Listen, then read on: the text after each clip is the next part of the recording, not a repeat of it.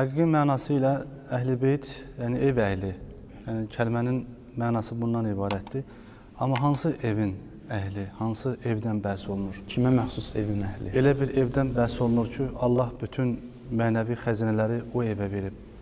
Allah elə bir ailədən bəhs edir ki, yer üzünün, göy üzünün ən gözəl bir ailəsi, ən gözəl yuvası, səadətin, xoşbəxtliyin, ən çox o feyzin dadıldığı bir ailədən bəhs olunur. Model bir ailədən, örnək bir ailədən bəhs olunur. Məhz Allah Resulü aleyhissalatu vesselam bu varlıq nuru, o Nəbilər Sultanı aleyhissalatu vesselamə ona aid olan bir nəslin mühafizəsindən bəhs olunur, onun ailəsindən danışılır.